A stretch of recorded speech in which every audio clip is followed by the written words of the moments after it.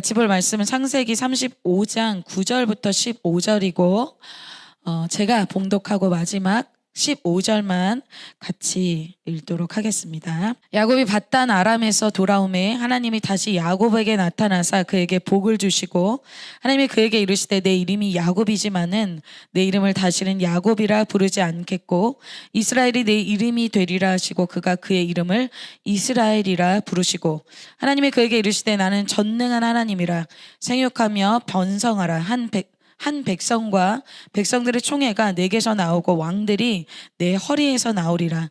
내가 아브라함과 이삭에게 준 땅을 내게 주고 내가 내 후손에게도 그 땅을 주리라 하시고 하나님이 그와 말씀하시던 곳에서 그를 떠나 가시는지라.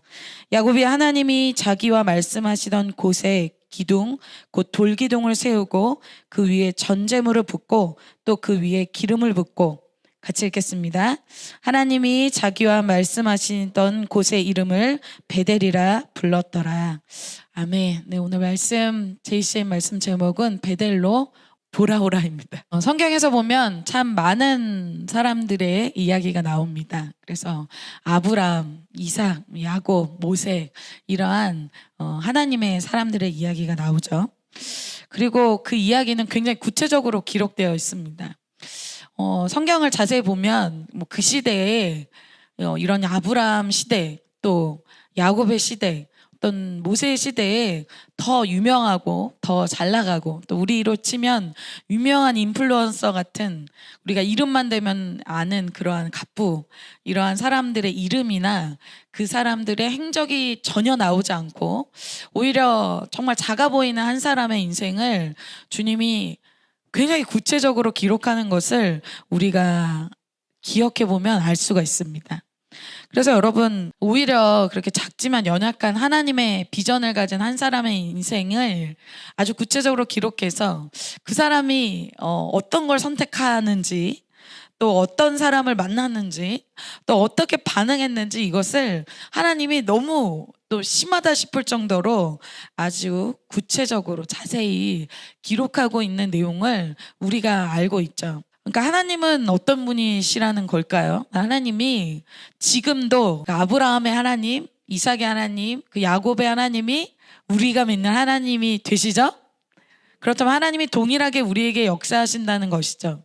하나님은 이 시대 속에서도 하나님의 주목하시고 또 하나님이 집중하시고 또 기록하는 그러한 사람은 이 땅에서 어떤 부자, 갑부, 또 유명한 사람들이 아니라 하나님의 비전의 사람, 또 하나님의 역사에 자기의 인생을 드리고자 하는 사람에게 하나님의 눈이 그에게 있다는 것입니다. 그 사람이 여러분일 줄 믿습니다. 그래서 하나님을 사랑하고 또 하나님의 비전을 선택하고 하나님의 이 비전에 자기의 인생을 드리는 사람의 삶에 집중하신다는 거예요.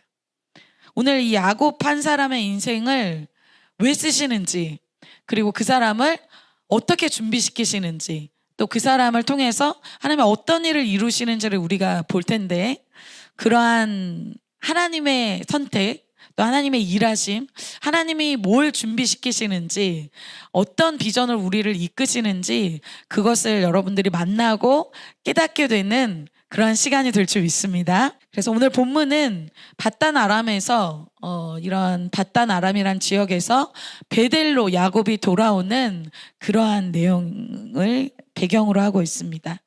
첫 번째 밧단 아람에서 돌아온 야곱에 대해서 오늘 보고자 합니다.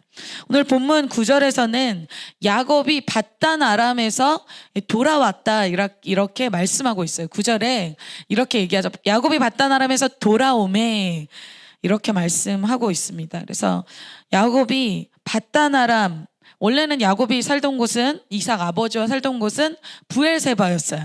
그런데 그곳이 아니라 그곳을 떠나서 밧단 아람에서 있다가 돌아왔다는 것이죠. 그러니까 부엘세바에서 어떤 사건이 있었기 때문에 그가 밧단 아람으로 갔다가 밧단 아람에서 다시 돌아오는 이야기를 하고 있죠. 여러분들이 잘 아는 사건이죠. 이 부엘세바에서 있었던 밧단 아람으로 갈 수밖에 없었던 사건은 바로 이 야곱이 자기 형 이 에서의 장자권, 이 장자의 축복을 너무나 사모했기 때문에 일어난 일이었습니다. 첫 번째는 바로 장자의 축복을 사모한 야곱입니다. 여러분, 장자권은 여러분 잘 아시죠? 장자에게 주어지는 특별한 권리를 이야기합니다. 그래서 장자들은 2배의 유산을 받을 뿐만 아니라 또 이 장자를 통해서 그 계보가 이어졌다라고 할 수 있어요. 그래서 아브라함, 이삭, 그 다음에 원래는 누구였냐면 이제 에서였다는 것이죠. 왜냐, 이 이삭의 아들이, 첫째 아들이 바로 에서였기 때문입니다. 근데 유산보다 더 중요한 이 장자권의 의미가, 영적인 의미가 있는데요. 여러분, 이 아브라함의 계보가 된다는 건 어떤 뜻입니까? 하나님의 약속이, 그 언약이 그 사람에게 전달되어진다는 뜻이에요. 그건 무슨 얘기냐? 하나님의 나라의 믿음의 역사에 계승자가 되어진다는 것이죠. 그런데 원래 혈통적으로는 이것이 에서에게 주어졌다는 것입니다. 그런데 야곱이 둘째예요. 근데 야곱은 영적인 사모함이 너무나 많은 사람이었습니다. 그래서 야곱이 이 에서가 하찮게 여기는 장자권을 매우 사모했습니다. 영적인 사모함이 이 사람에게 매우 큰 것이죠. 그에 반해서 오늘 이 에서는 영적인 사모함이 그렇게 많지가 않습니다. 그래서 장자권을 귀하게 여기지 않았죠. 그래서 이것을 야곱이 잘 알고 있기 때문에 이 에서가 배고플 때 이 장자권을 팔 수 있는 전략을 짜죠. 그래서 속임수로 이 배가 고플 때 장자권을 파는 그런 일들이 브엘세바에서 일어나죠. 창세기 25장 29절에서 34절입니다. 오늘 여러분, 사실은 오늘 이 9절 한 구절만 해도 제가 오늘 설교를 다 할 수 있거든요. 네, 그것이 아니기 때문에 오늘 이 내용을 그전 내용을 쫙 다 봐야 돼요. 야곱의 인생을.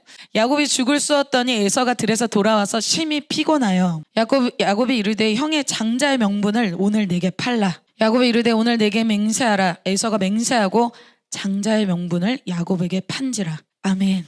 야곱이 이러한 형의 배고픈, 극심한 피로감, 극심한 배고픔의 때에 야곱이 장자권을 팔라 이렇게 얘기합니다. 에서는 그 피곤함, 그 잠깐의 배고픔을 참지 못해서 장자권을 야곱에게 팔았다는 거예요. 그러니까 실제로는 야곱 빼앗은 게 아니죠. 에서가 팔았어요. 그래서 맹세했죠. 에서가 맹세까지 했대요. 오늘 내게 맹세해라. 그러니까 에서가 어떻게 해요? 맹세했대요. 그래서 야곱한테 내가 너한테 판다 라고 얘기를 한 거예요. 넘긴 거예요. 여기서 가볍게 여겼다라는 것은 가치 없게 여겼다는 거예요. 그러니까 하나님 나라의 역사는 어떤 사람에게 주어진다는 것입니까? 침노하는 자, 소원하는 자, 그러한 자에게 주어진다는 것이죠. 그래서 사람은 자기가 사랑하는 것, 자기가 원하는 것에 따라서 그 삶의 열매를 자기가 먹는 것입니다. 그러니까 에서가 어쩔 수 없이 그렇게 되고 야곱이 어쩔 수 없이 그렇게 된 것이 아니라 자기가 선택하는 것이라는 거예요. 그래서 이삭에게 장자의 축복을 누가 받아요? 장자 축복 기도를 야곱이 받습니다. 물론 뭐 어머니가 같이 속이자 해가지고 속여서 받긴 하지만 야곱은 여기서 보면 에서의 장자권을 정식적으로 맹세해서 받았어요. 그리고 이삭의 축복 기도도 속였지만 받았습니다. 자, 그것을 알고 에서가 정신을 차리고 보니까 이제 팥죽을 먹고 이것이 피로감이 좀 풀리고 이제 배도 부르고 나니까 제정신이 든 거예요. 아니, 이럴 수가. 이 장자의 축복권을 이 내가 배고플 때 이 야곱이 가져갔고, 그리고 이삭을 속여서 자기의 장자의 이 축복 기도를 야곱이 받은 걸 알게 됐어요. 그래서 에서가 분노가 나서 야곱을 죽이려고 했죠. 그래서 브엘세바를 떠나고 자기가 있는 외삼촌, 자기의 외삼촌의 라반의 집 밧단 아람으로 그 사건 때문에 넘어가게 된 것입니다. 근데 실제로는 하나님 편에서는 이 사건이 그냥 에서가 화가 났기 때문에 죽이려 했기 때문에 떠난 것이 아니라, 여러분, 이제 야곱이 어떤 인생이 된 거예요? 하나님 나라의 믿음의 계보의 장자권을 받은 사람이 됐죠. 비전을 받은 사람이 됐죠. 그러니까 어떻게 할까요? 하나님이 훈련을 시작하십니다. 하나님이 훈련, 믿음, 야곱도 다윗도 어때요? 비전을 받은 그 순간부터 어떤 게 시작했어요? 훈련이 시작됐다는 거죠. 두 번째는 바단 아람에서 무슨 일이 있었냐면 바단 아람에서는 훈련의 시간이 있었습니다. 자, 어떤 사람에게 하나님의 어떠한 계획, 비전을 준다 해도 그것이 이루어지기까지는 그냥은 되지 않습니다. 여러분 아멘입니까? 정말 아멘이세요? 이제 고생 시작인데 괜찮으시겠어요? 아멘이 적어지는데? 적어질 수밖에 없죠. 이게 실제니까. 그죠? 너무 힘들기 때문에. 자, 오늘 장자권을 받았다고 해서 바로 하나님이 믿음의 계보의 사람이다 라고 얘기하시지 않죠. 그러니까 내 편에선 비전을 받았더라도 비전에 합당한 연단, 갑질을 이것이 있다는 거예요. 그래서 사람들은 막 비전을 막 받는 것만 생각하지만 망대만 생각해요. 그런데 망대를 짓기 위해서는 값을 지불하는 것이 필요하다는 거예요. 그러니까 무엇을 선택하면 무엇을 포기할 수밖에 없는 거예요. 그것이 바로 리스크죠. 선택과 집중이에요. 자, 여러분 생각해 보세요. 에서는 육신을 선택했어요. 편하게 집에서 있을 수 있어요. 떠나지 않죠. 그러나 야곱은 하나님 나라의 비전을 선택했어요. 그 즉시로 집에서 나와서 고생 시작이에요. 혹독하게 훈련 받습니다. 에서는 그런 훈련 안 받아요. 에서는 편하가 좋겠네. 여러분 잠깐은 그럴 수 있겠죠. 그러나 나중에 에서와 야곱의 인생은 후손들에게까지 쫙 나뉘게 됩니다. 완전히 나뉘게 되는 일이 일어난다는 거예요. 바단 아람에서 오늘 야곱이 돌아왔다고 하는데 바단 아람에서 이 라반 밑에서 20년을 일하게 됩니다. 그곳에서 외삼촌 라반 밑에서 훈련을 받게 돼요. 여러분 무슨 훈련 받고 계십니까 지금? 야곱이 비전을 받았지만 야곱은 어떤 사람이에요? 야곱은 영적인 소원함이 많은 사람이었지만 거룩한 소원함을 가진 사람이죠. 그러나 야곱의 삶의 태도, 야곱의 삶의 방식, 이것은 반드시 변화되어야 했다는 거예요. 야곱은 어때요? 형도 속이고 아버지도 속이잖아요. 근데 여러분 야곱의 이름을 보면 야곱이 왜 속이는지에 대해서 잘 알 수 있어요. 창세기 25장 26절입니다. 우리 하준 형제님이 한번 읽어주세요. 아멘. 야곱의 이름을 야곱이라 하였는데 그 이유가 에서의 발꿈치를 잡았대요. 그러면서 태어났대요. 자, 야곱이 이스라엘로 변화되기 전 모습이에요. 거짓말을 하는 이유, 형을 속여서, 아버지를 속여서 무엇을 얻으려고 해요? 내가 원하는 것을 얻으려고 하죠. 문제 해결을 어떻게 해요? 하는 방식이 사람을 속이거나 아니면 부딪힘이 생기면 어때요? 도망가거나 이러한 사람 중심적인 방법으로 살아내는 사람이 바로 야곱이에요. 그러니까 야곱의 삶의 기반은 사람 중심이에요. 사람을 좀 속이면 되고 사람을 피하면 된다고 생각해요. 그러니까 그 삶의 중심에 사람이 있어요. 이 사람에게 이렇게 얘기하면 되겠구나. 저 사람은 저렇게 하면 되겠구나. 그럼 그 속에는 하나님이 없죠. 하나님이 지금 이 상황을 어떻게 보는지, 하나님이 이것을 기뻐하는지 그것은 없어요. 그러니까 점점 무엇을 의지하는 거예요? 나의 꾀, 나의 지혜, 사람 눈치 이렇게만 살고 있다는 거예요. 그래서 하나님이 어떻게 합니까? 야곱의 영적 소원함은 너무 좋아요. 비전 좋아요. 그런데 이게 훈련되지 않았잖아요. 그러니까 하나님이 이제 누굴 만나게 하십니까? 외삼촌 라반을 만나게 하세요. 근데 여러분 라반이 누굽니까? 강력한 속임수의 대부를 만나게 하십니다. 야곱 정도는 아무것도 아닌 사람을 만나게 하십니다. 그래서 첫 번째 라헬하고 너무 결혼하고 싶어 했어요. 그래서 7년을 조건으로 해서 결혼 조건으로 열심히 일했어요. 그런데 그 결혼 당일날 레아로 딱 바꿔치기를 해요. 라반이 자기 딸. 그래서 7년을 더 일해요. 라반의 속임수죠. 왜? 야곱을 이용하기 위해서, 자기에게 유익하게 하기 위해서 거짓말했다는 거. 또 라반의 양을 치는데 품삯을 몇 번을 바꾸냐면 자기에게 유리하도록 10번을 바꿨대요. 여러분 듣기만 해도 막 너무 스트레스죠. 자, 속임을 잘하는 야곱이 속임수의 대부인 라반을 만납니다. 자, 이것을 볼 때 하나님이 나에게 붙여준 사람, 하나님 나에게 붙여준 어떤 주위에 나를 정말 고통스럽게 하는 그 사람 속에 내 모습이 있다는 거. 그러니까 교만한 사람은 왕교만인 사람을 나에게 붙여준다. 안 웃는 거 보니까 여러분 그런 게 있나 봐요. 그런데 그것을 정죄하는 것이 아니라 하나님이 그 약점을 훈련하신다는 것입니다. 훈련 받으면 된다는 거예요. 약점을 훈련받는 기간이 바단 아람의 기간이라는 거야. 그러니까 그 훈련 속에서는 야곱은 어때요? 라반을 절대 속일 수가 없어요. 라반은 그 위에 있는 사람이에요. 야곱은 그 기간에 사람을 속일 수도 사람을 이용할 수도 없어요. 이제 무엇만 의지할 수밖에 없냐면 하나님밖에 의지할 수가 없어요. 그래서 야곱이 그곳에서 받은 훈련과 자기가 만난 하나님을 이렇게 마지막으로 그 훈련이 끝날 때쯤 이렇게 고백하죠. 창세기 31장 41절 42절에 이렇게 이야기합니다. 내가 외삼촌의 집에 있는 이 20년 동안 외삼촌의 두 딸을 위하여 14년, 여러분 아까 얘기했죠. 7년 일하고 또 7년 일했어요. 14년. 외삼촌의 양떼를 위하여 6년을 외삼촌에게 봉사하였거니와 외삼촌께서 내 품삯을 10번이나 바꾸셨으며, 이런 말도 안 되는 부당한 거짓말들을 했다는 거. 자, 42절. 우리 아버지의 하나님, 아브라함의 하나님, 곧 이삭이 경외하는 이가 나와 함께 계시지 아니하였더라면, 하나님이 알아주지 않았더라면 어떻게 했다는 거야? 외삼촌께서 이제 나를 빈손으로 돌려보내셨으리다마는, 지금 라반이 막 쫓아와서 그동안 갖고 있었던 야곱의 것을 또 빼앗으려고 했어요.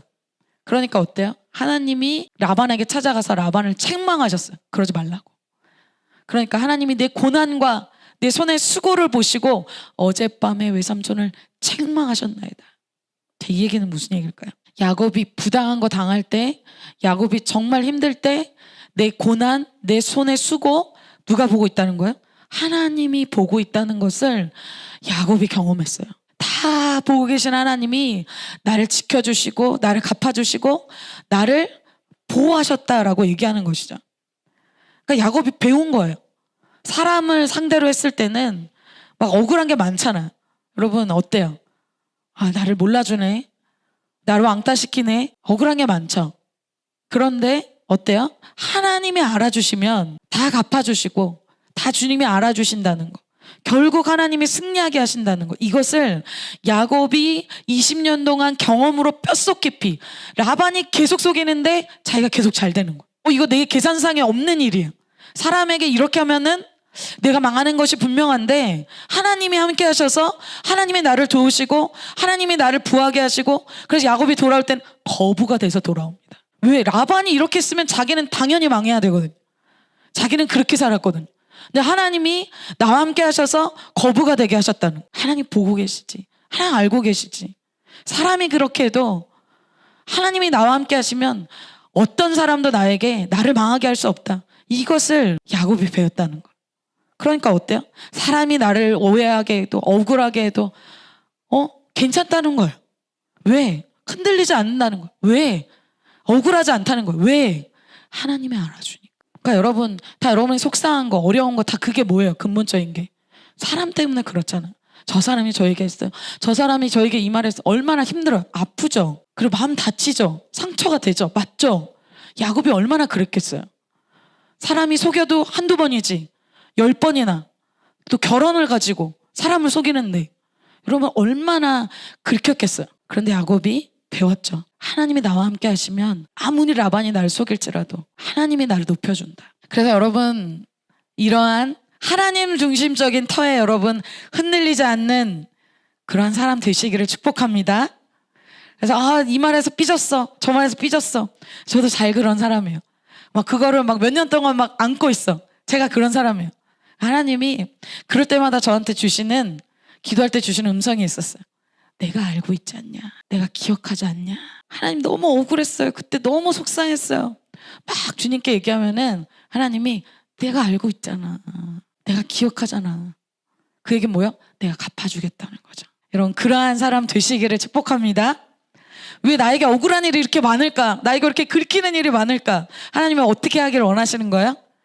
막 상처받고 막 두들겨 받고 막 그 사람을 묶이고 그러고 주시는 것이 아니라 사람에게 흔들리지 않는, 하나님만이 나를 흔들릴 수 있는 그런 강한 사람으로 하나님이 우리를 연단하고 있음을 믿으시기 바랍니다. 그러기 싫은 것 같은데 오늘. 두 번째, 결국 그 훈련의 결과, 바단 아람에서 훈련을 받잖아요. 그렇게 라반에게 막 훈련을 받고 이 사람 중심적인 것에서 하나님 중심적으로 바뀐 이러한 이 야곱의 인격, 야곱의 열매를 아주 극적으로 보여주는 일이 바로 에서에 대한 반응입니다. 여러분 처음 야곱이 에서를 대할 때 어떻게 대했어요? 속였죠? 자기 꾀로 그렇게 속였잖아요. 처음 그렇게 형을 대했던 그 야곱의 모습이 사라지고 이제 거의 30년 만에 다시 돌아와서 이제 에서를 대면해야 될 때가 왔어요.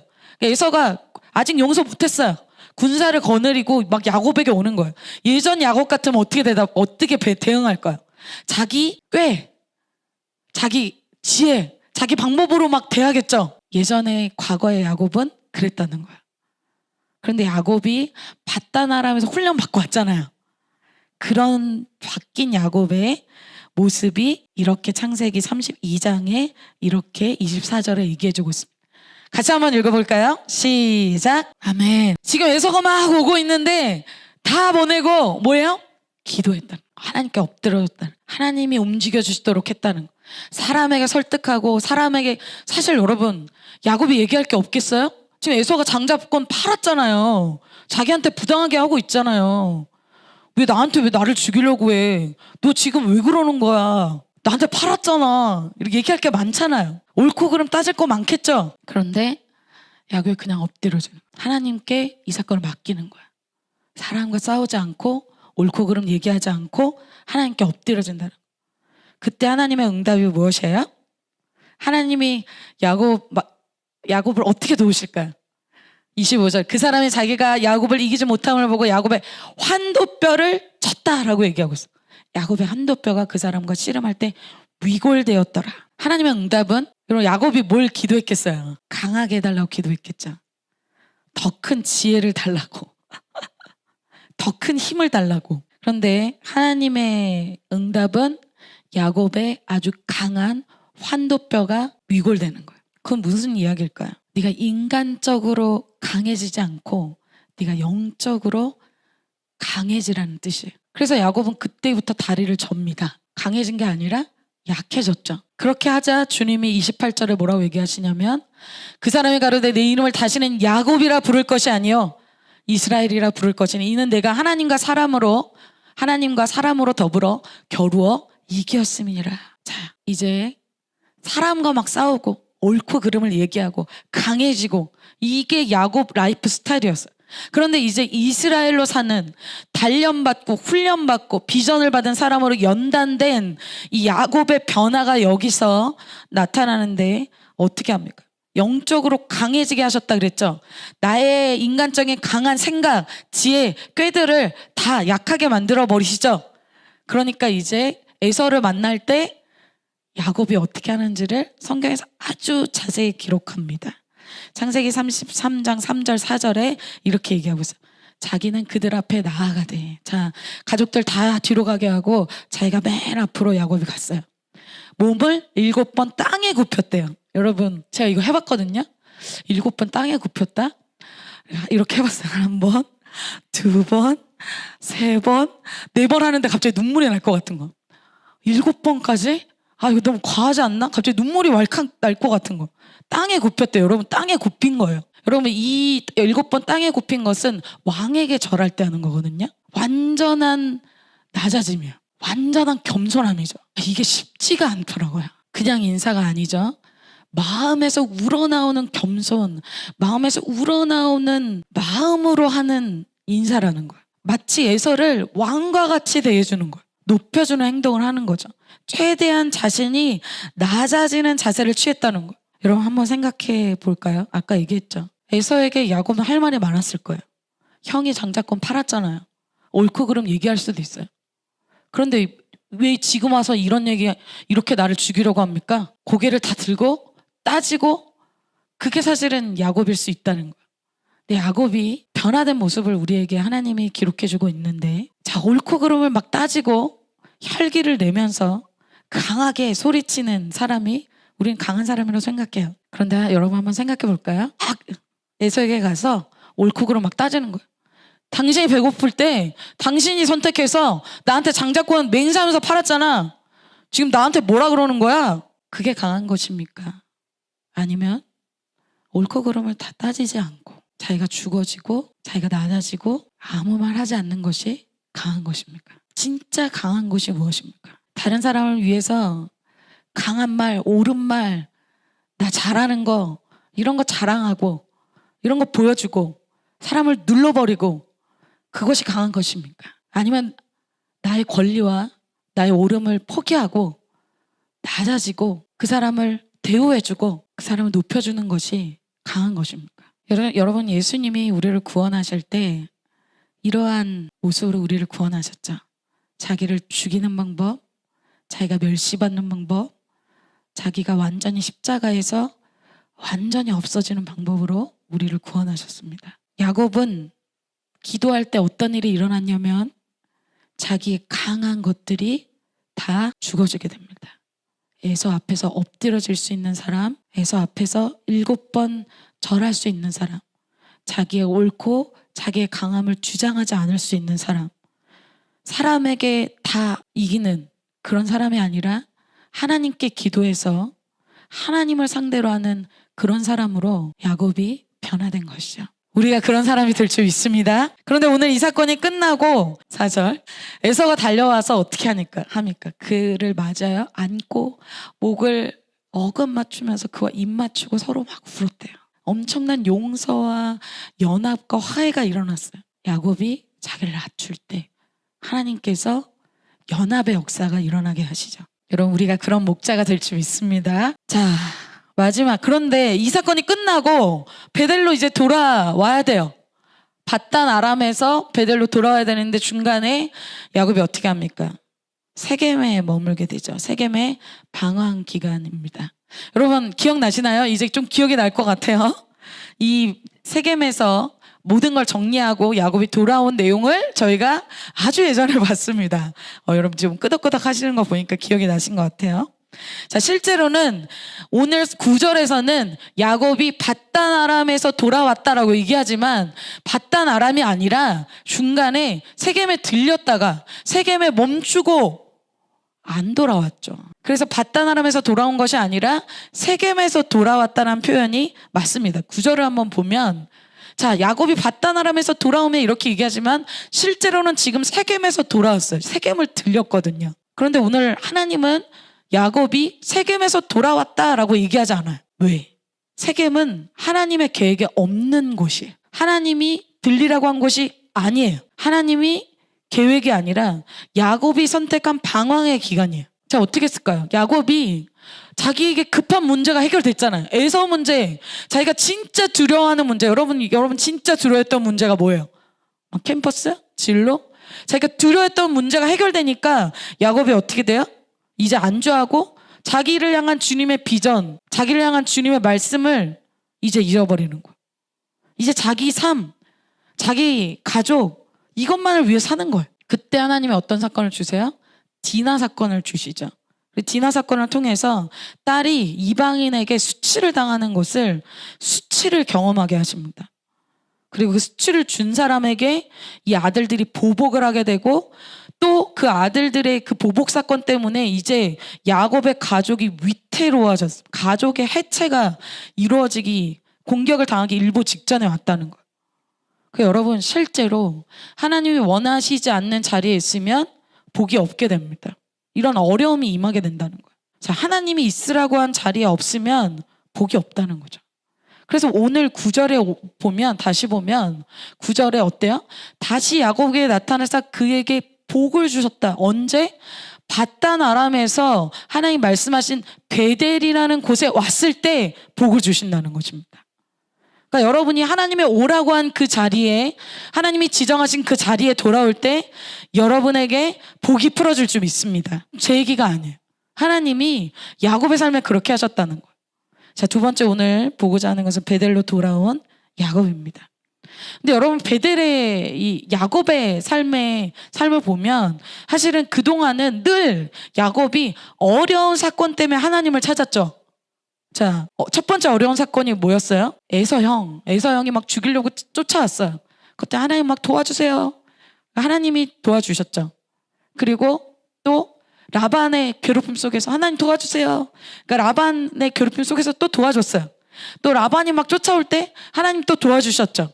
그리고 또 디나 사건에 또 보복 사건으로 인해서 위험할 때 하나님 또 도와주셨어요. 그러니까 야곱이 만난 하나님은 헬퍼, 내가 어려울 때 도와주는 분. 그런데 여러분, 야곱의 인생에 하나님이 없이 어떻게 설명이 됩니까? 야곱은 항상 도움이 필요할 때만 주님을 찾아요. 공급이 필요하기 때문에, 도움이 필요하기 때문에 주님을 찾죠.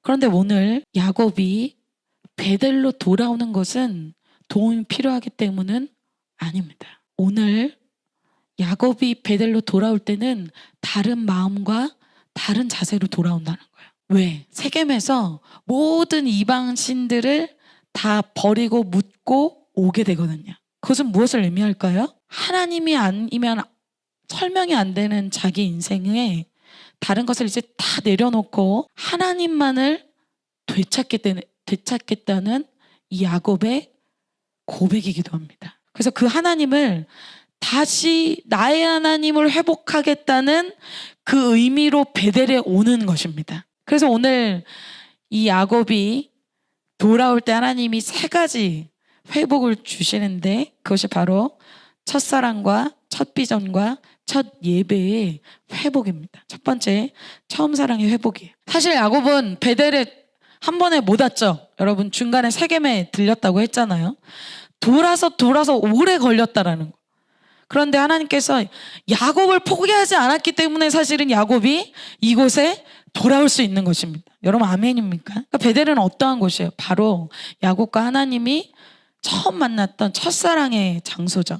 창세기 11장에 그 내용이 이렇게 나와 있습니다.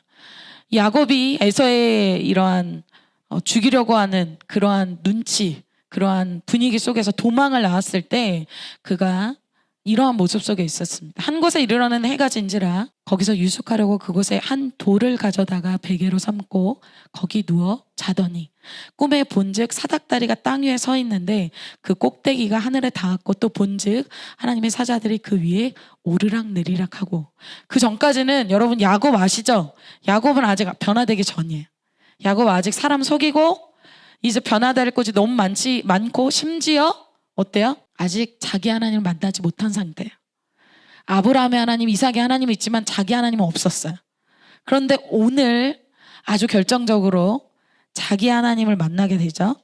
자, 그리고 주님의 음성을 많이 듣는데 스킵하고 32절. 내가 너와 함께 있어 내가 어디로 가든지 너를 지키며 너를 이끌어 이 땅으로 돌아오게 할지라 내가 내게 허락한 것을 다 이루기까지 너를 떠나지 아니하리라 하신지라. 야곱이 잠이 깨어 이르되 여호와께서 과연 여기 계시거늘 내가 알지 못하였도다. 아직 주님을 몰랐을 때, 아직은 부족한 면이 너무 많을 때, 아직 너무나 부족할 때 주님이 야곱에게 찾아오셔서 그를 만나주셨죠. 그가 돌아오기까지 30년이 걸렸습니다. 근데 어디서 기다리고 계세요? 베델에서 주님이 기다리고 계신 것입니다.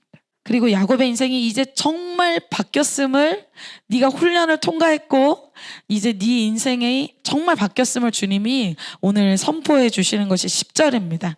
같이 한번 읽어볼까요? 우리의 인생에 주님이 하시는 말씀으로 듣고 같이 읽어보겠습니다. 시작. 하나님이 그에게 이르시되 내 이름이 야곱이지만은 내 이름을 다시는 야곱이라 부르지 않겠고 이스라엘이 내 이름이 되리라 하시고 그가 그의 이름을 이스라엘이라 부르시고. 아멘. 야곱이 이제 정말 너가 이제는 다시는 내가 야곱이라 부르지 않을 거야. 너 진짜 이제 이스라엘이 됐다라고 얘기하고 있어요. 어떻게 됐을 때? 다 옛날 습성, 옛날 반응, 옛사람이 다 죽고 옛사람을 의지했던 것을 다 버렸을 때 이제 너가 새 사람이 되었다라고 주님이 선포해 주시는 것입니다. 여러분, 이런 선포가 여러분에게 연말에 있으시길 축복합니다. 너가 이제 과거 옛사람이 아니야. 사람 상대로 하는 사람 아니야. 사람 상대로 속이고 그렇게 사람 눈치 보면 사는 인생이 아니라 네가 나를 상대로 나에게 간구하고 나의 인정을 받는 그런 이스라엘 같은 사람이다. 주님이 그렇게 선포해 주시는 것입니다. 근데 여러분, 이렇게 되기까지 야곱이 노력했습니까? 사실 하나님이 정말 여러분 야곱이 얼마나 참 고집이 센 사람인지 이렇게 변화되기까지 사실은 20년을 왜 20년이 걸렸겠어요? 야곱이 그만큼 강한 거예요. 그래서 제가 한 주간 이 말씀 묵상하면서 야곱은 이스라엘 될 사람이 아니잖아요. 제가 지지난주 제가 섬기는 교회 거기서 이제 말씀을 들으면서 무비보셋에 대한 말씀이 나왔어요. 무비보셋은 두 발을 절죠. 사실은 뭐 그렇게 다윗에게 도움이 되는 사람이 아닙니다. 그런데 참 제가 그런 무비보셋 같은 상태에서 주님을 만났는데 좀 주님의 나라에 전혀 도움이 안 되는, 근데 참 주님이 저를 인내해 주시고 저에게 공급해 주시고 저를 훈련시켜 주셔서 또 저의 믿음의 선배들이, 제가 요즘에 참 믿음의 선배들에 대해서 막 묵상할 때 참 눈물이 나고 감사가 많이 됩니다. 그래서 이제는 조금 걷기도 하고 내가 막 뛰기도 하고 내가 다른 사람 좀 돕는 신용 그것을 내가 하는 사람이 되었다라고 좀 깨닫게 하셨어요. 누구의 열심입니까? 하나님의 열심이죠. 그리고 하나님의 사람의 열심으로 저희가 이렇게 이 자리에 있습니다. 우리는 자주 세겜에 머무는데 주님이 베델에서 우리를 기다리시는 것이죠. 근데 여러분, 하나님이 이제 야곱 왔으니까 이제 야곱이랑 막 일하려고 일 부려먹으려고 이제 막 오게 하신 거예요? 착각하면 안 된다는 거예요. 여러분, 야곱이 아니어도 어때요? 야곱보다 사실 거짓말 안 하고 더 충성하고 더 괜찮은 사람 있잖아요. 정직하고 좀 바르고 더 충성하고 더 은사 많은 사람 사실 있잖아요. 그런데 어때요? 하나님이 야곱의 중심을 받으신다는 거죠. 그래도 하나님 나라를 사모하고 하나님을 사랑하는 그 마음을 야곱이 아직 다듬어지지 않은 것이 많이 있지만 야곱의 마음 깊은 중심에 하나님을 정말 사랑하고 장자권을 사모하고 하나님을 원하는 그 마음의 중심을, 그 마음을 주님이 아신다는 것이죠. 그 순수한 하나님에 대한 열정, 그 하나님에 대한 그런 마음, 그것을 하나님이 야곱에게 받으신다는 것입니다. 우리가 가끔 착각하잖아요. 내가 그래도 조금 은사가 있으니까 내가 조금 그래도 열심히 하니까 하나님 좀 내가 필요한가 보지. 여러분, 야곱을 볼 때 그렇습니까? 아니죠. 그 첫사랑의 자리로 우리가 돌아가야 될 줄 믿습니다. 두 번째, 주님이 처음 비전을 이 베델에서 회복시키십니다. 야곱은 세겜에서 어떻게 보면 비전 다 잃어버리고 뭘 위해서 살았냐면 오직 나만을 위해서 사는 거예요. 하나님은 야곱을 그렇게 부르시지 않았다라는 거. 큰 인생으로 부르셨습니다. 그럼 옆에 사람 인사할까요? 큰 인생으로 부르셨습니다. 주님이 11절 12절에 이렇게 말씀하고 있습니다. 하나님이 그에게 이르시되 나는 전능한 하나님이라. 여러분, 왜 야곱에게 이것을 전제로 먼저 얘기하실까요? 이 비전을 이루는 것은 너의 능력이나 너의 성품이나 너의 무엇 때문에 되는 게 아니라 내가 전능하기 때문에 내가 이루는 것이다. 이렇게 말씀하시는 거예요. 착각하지 마라. 내가 전능한 하나님이기 때문에. 그러니까 야곱의 능력이나 야곱의 어떠함에 달려있지 않고 하나님의 능력에 하나님 때문에 되어진다는 거죠. 네가 이루는 것이 아니다. 하나님이 이루는 것이다. 이제 어떻게 할 것이다? 생육하고 번성해서 한 백성 이스라엘이라는 어떤 정말 그러한 백성들이 나오고 백성들의 총회가 내게서 나오고, 여러분 이 12지파가 이 야곱의 아들들에게서 나오는 거 아시죠? 12지파가 너에게서 나오고 또 어떻게 왕들이 내 허리에서 나오리라. 이 혈통의 왕들, 하나님이 인정하시는 그런 다윗 왕조가 나오고 또 이후에는 어떻게 합니까? 예수 그리스도가 그 계보에서 나오게 되는 그러한 놀라운 인생이 될 것이다라고 이야기하고 있어요. 그러니까 나 혼자 하나님을 믿고 나 잘됐다, 나 진로 잘됐다, 뭐 내가 비전을 이뤘다, 내 개인적인 어떤 야망을 이뤘다, 이런 것이 아니에요. 오직 자기 삶, 자기 가정, 이런 차원이 아니라 민족 차원, 나라 차원, 열방 차원으로 주님이 오늘 확장을 이야기하고 있는 것입니다. 그러니까 여러분, 이것은 사실 근데 오늘 처음 얘기하시는 게 아니죠. 처음 야곱에게 베델에서 만날 때 이미 하나님이 야곱에게 주신 사명이에요. 창세기 28장 30절 31절에 이렇게 얘기합니다. 31절, 내 자손이 땅의 띠끌같이 되어 내가 서쪽과 동쪽과 북쪽과 남쪽으로 퍼져나갈지며 땅의 모든 족속이 너와 내 자손으로 말미암아 복을 받으리라. 아멘.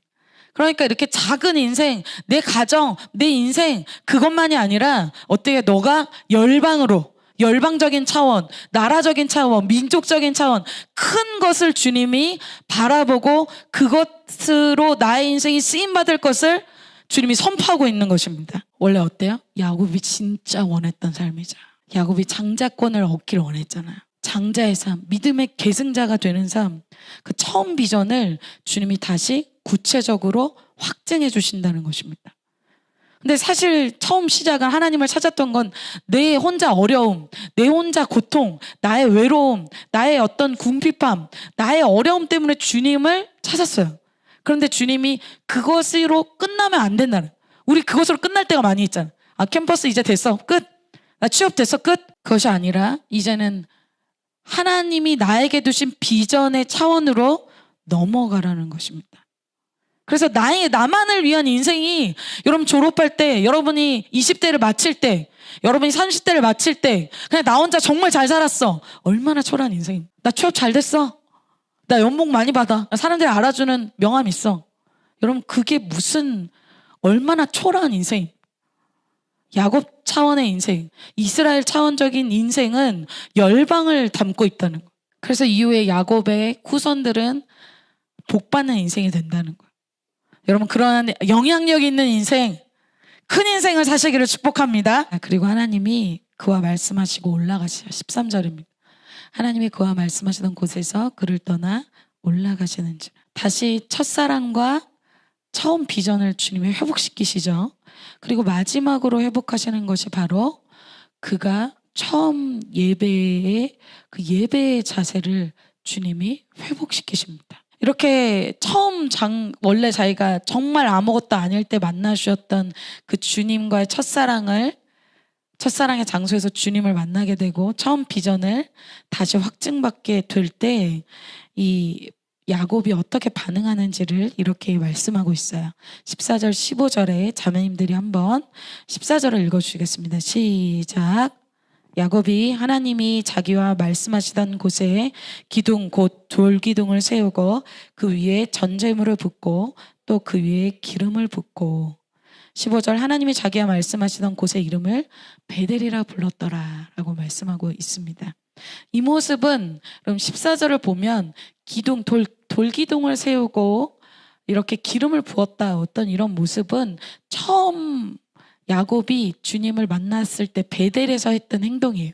창세기 28장 35절에 보면은 이렇게 얘기하고 있습니다. 야곱이 아침에 일찍 일어나 베개로 삼았던 돌을 가져다가 기둥으로 세우고 그 위에 기름을 붓고 라고 얘기하고 있어요. 똑같은 행동이죠. 그곳 이름을 베델이라 하였더라. 똑같이 얘기하고 있어요. 자, 첫 예배의 모습, 그가 전심으로 주님 앞에 드렸던 그 사랑의 고백, 이것이 예배 가운데 풀어지게 된 것입니다. 여러분 요즘 여러분의 예배가 어떻습니까? 눈물이 있습니까? 감격이 있습니까? 주님을 만납니까? 그 장소에 돌아갔을 때, 그 비전으로 돌아갔을 때, 그 사랑으로 돌아갔을 때 이러한 역사가 일어나게 된다는 것이죠. 그런데 여러분 오늘 14절은 첫사랑, 첫 예배 때와는 다른 한 가지를 보여주고 있는데 그것이 바로 전제물이죠. 14절에 이렇게 얘기하고 있죠. 그 위에 전제물을 부었다라고 얘기하고 있어요.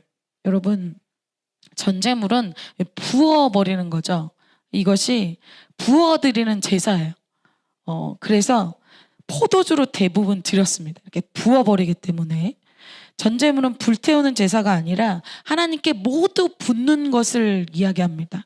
자, 이제 어떻습니까? 야곱이 자신의 마음, 자신의 인생을 일부만 드리고 일부만 주님께 서원하는 것이 아니라 자기 인생의 전부를 이제는 나의 그 하나님, 신실하신 하나님, 나에게 갚아주신 하나님, 나를 포기하지 않으신 하나님께 내 마음의 전부를 이제는 드립니다. 이런 예배를 드리고 있다는 거.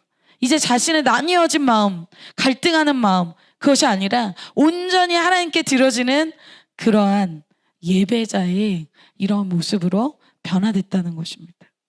오늘 결론입니다. 오늘 야곱은 이스라엘로서 훈련을 마치고 원래 있어야 될 자리에 돌아오게 됩니다. 그가 너무나 사모했던 하나님 나라의 비전, 그리고 너무나 감동적으로 만났던 하나님과의 첫사랑, 그 자리에서 이제는 전제물을 붓는, 이제 그 신실하신 하나님, 나의 그 약속을 그대로 하나님 이행하게 하시고, 하나님이 나에게 약속하신 그것을 주님이 다 온전히 이루시고, 그런 신실하신 하나님께 내 인생을 드리는 그러한 고백이 여러분에게 연말에 있게 되시기를 축복합니다. 그래서 여러분의 첫사랑 자리, 첫 비전의 회복, 그리고 이제는 첫 예배의 그 자세가 여러분의 회복되어지는, 이 세 가지가 회복되는 연말 되시기를 축복합니다.